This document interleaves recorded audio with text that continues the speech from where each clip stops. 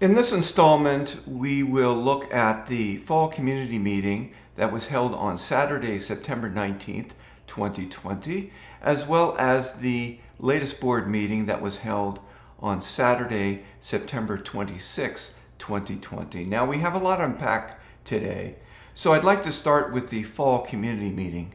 There were a number of candidate introductions. I thought many of them were very interesting. I'd like to start with the candidate introduction of Nora Alter. Nora Alter was running for the board, I believe, for the first time. My sources on the board reported that Nora Alter was looking to unseat Ellen Troop. So let's listen to her candidate introduction. My feeling is that Middlesex is a treasure of the East Coast. There are very few communities that are so wooded, that have so many large lots and a beautiful private beach.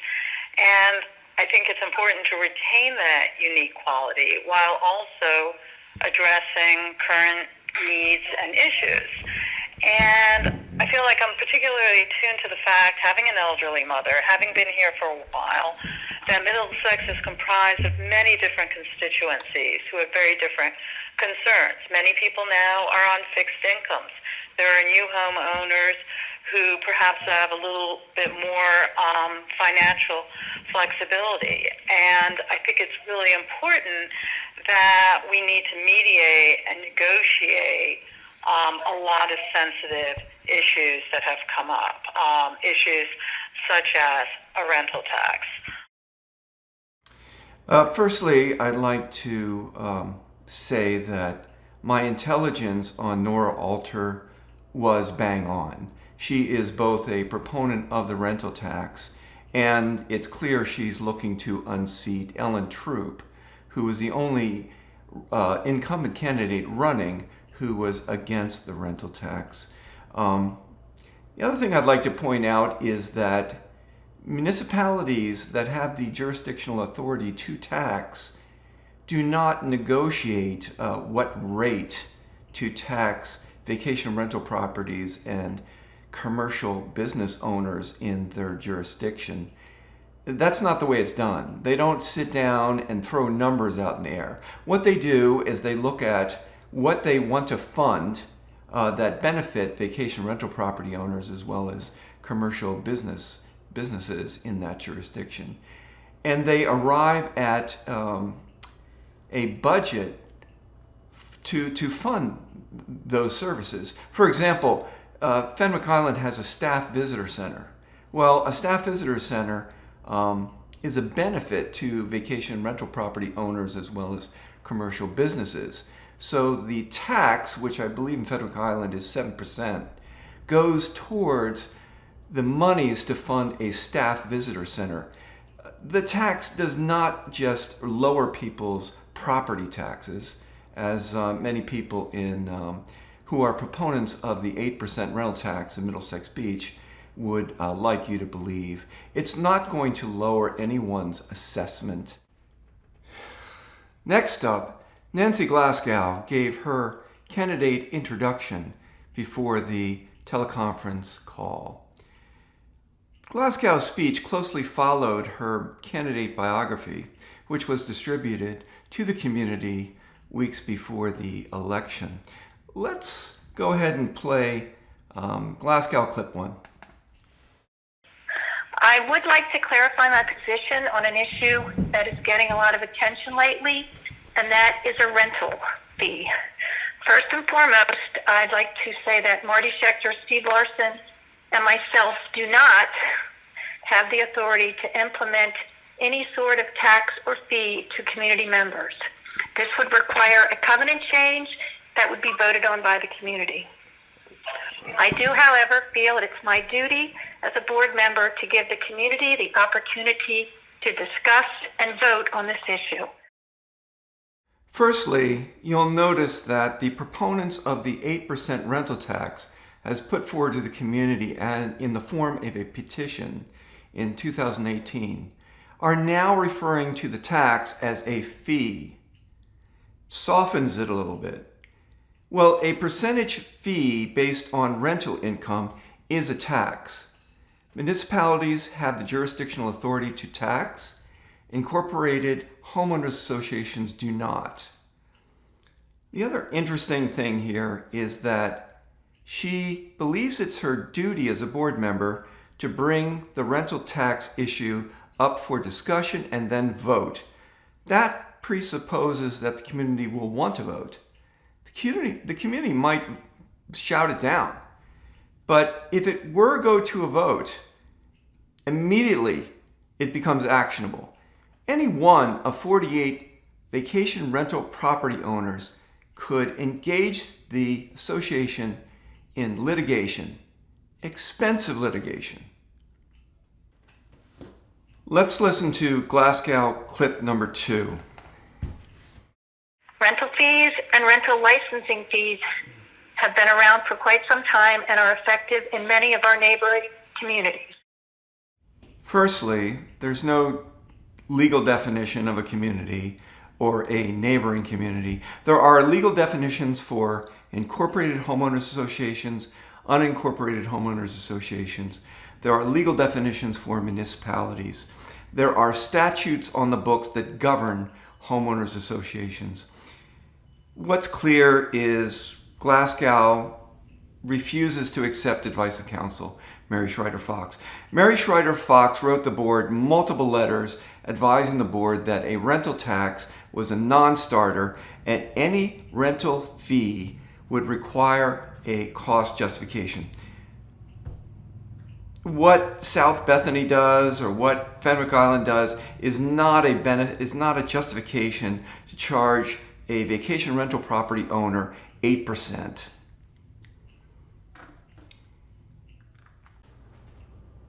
Let's go to Glasgow clip number 3. It is also important to note that a rental fee is not a charge to the owner for renting their home, but rather a fee added to the cost of their rental. Okay, in the case of homeowners association within municipal boundaries, take the example of Seabreeze in Dewey Beach, Delaware.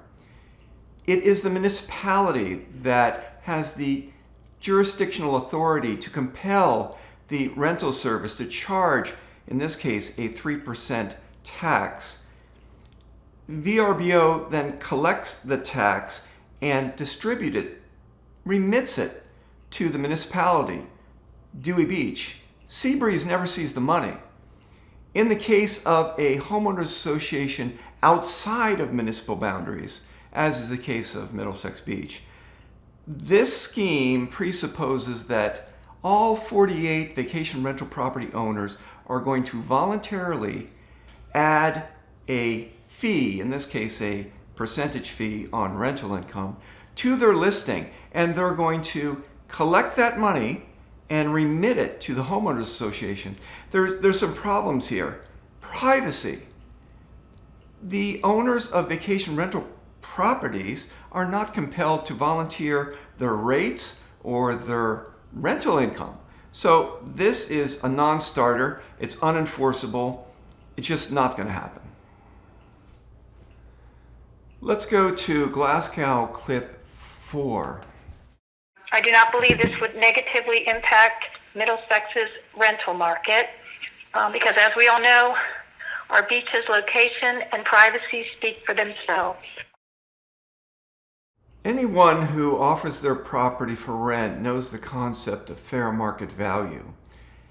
Vacation rental property owners are constantly looking online for the rates of comparable properties, moving their rate to try to maximize their revenue.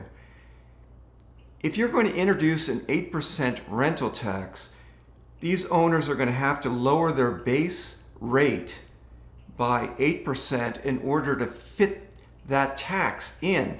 So it means they're going to see a reduction of their gross income by 8%. Regarding the fact that it's a private beach, it was a private beach before a tax was into effect. So the fact that you introduce a tax doesn't make the private beach any more valuable than it was prior. Next up, Steve Larson gave his candidate introduction on the teleconference call.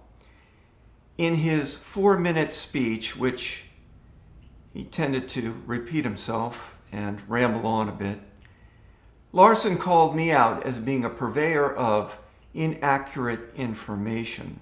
Let's play Larson clip number 1.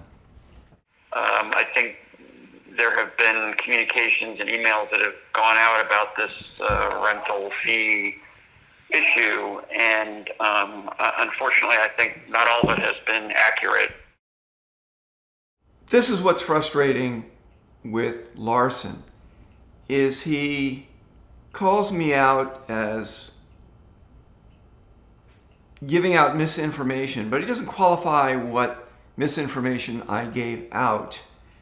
He has put forward an argument that it's reasonable now to implement an 8% rental tax with a number of facts. Now, I have critiqued those facts and found many things to be inaccurate.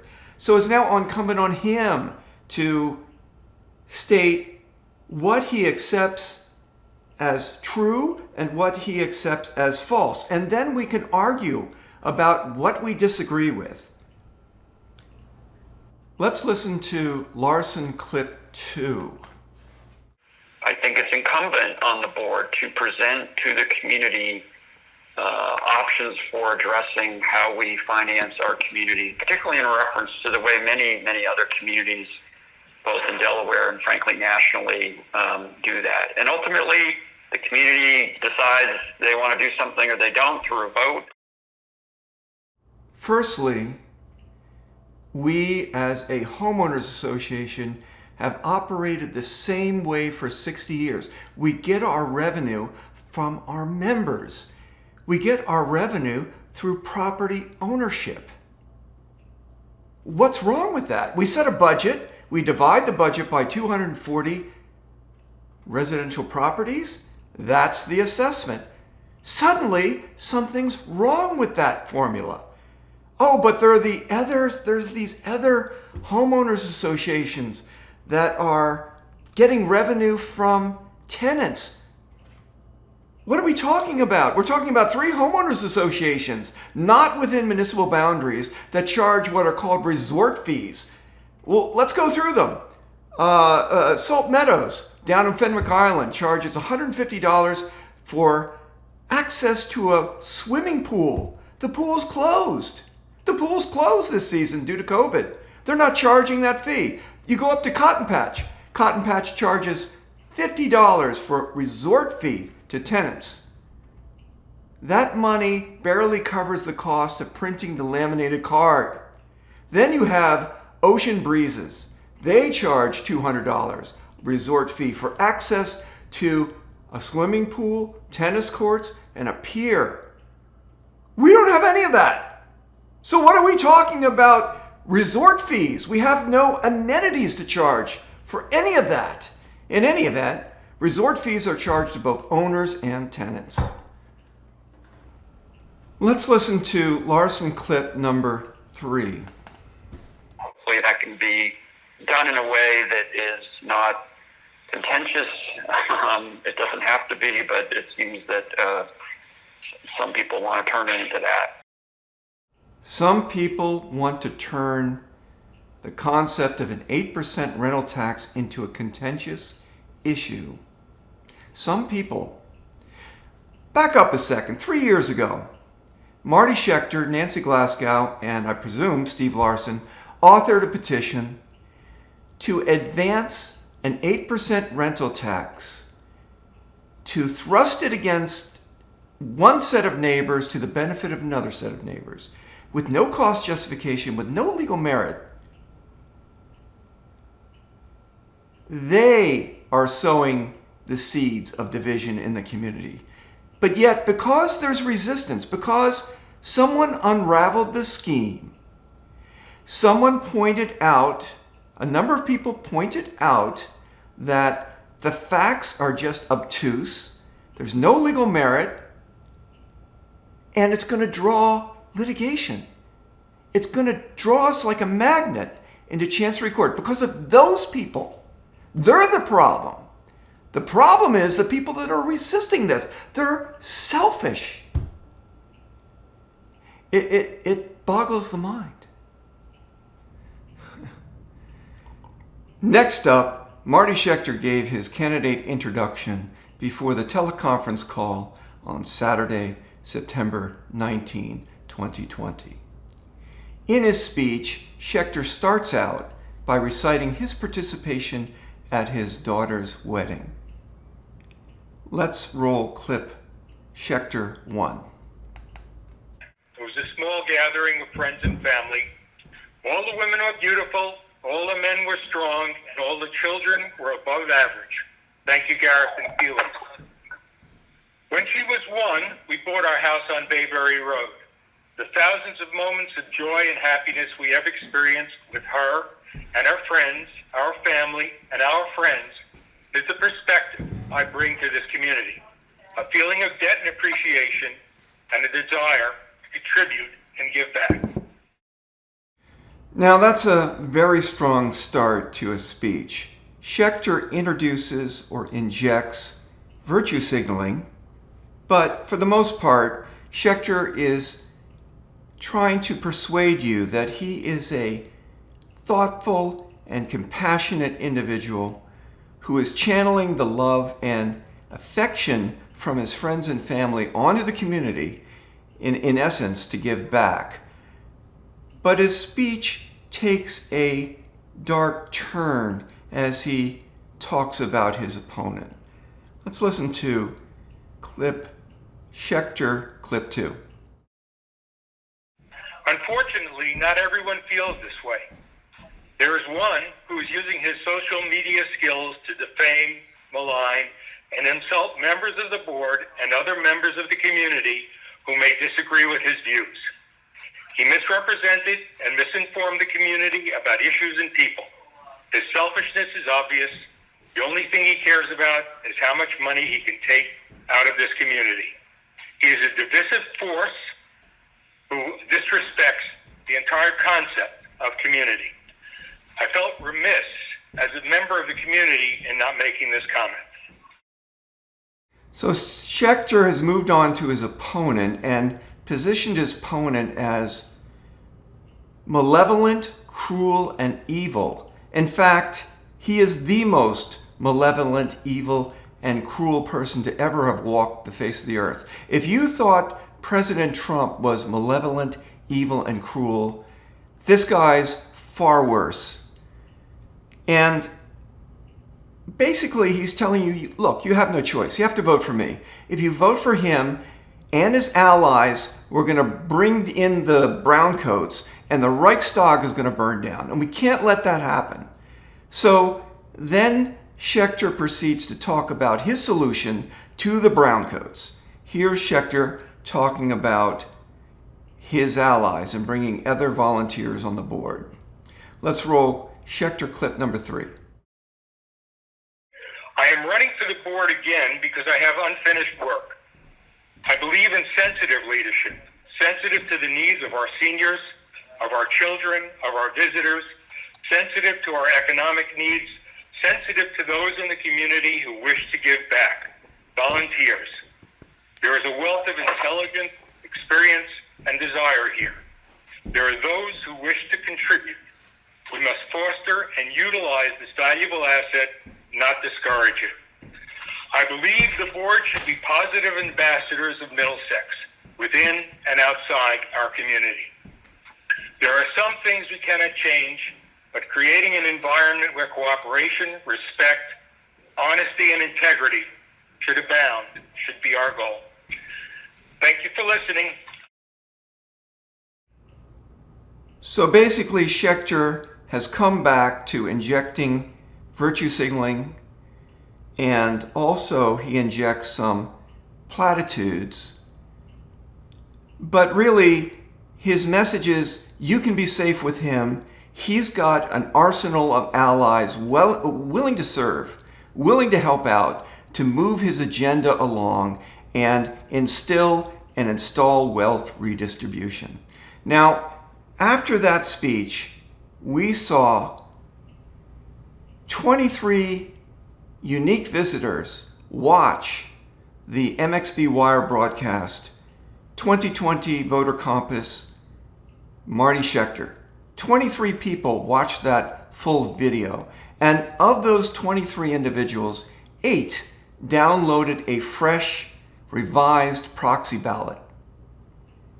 That speech undoubtedly changed a lot of people's minds. Next up, Helen Troop addressed the teleconference call. I'll let her words do the talking. Here's clip 1.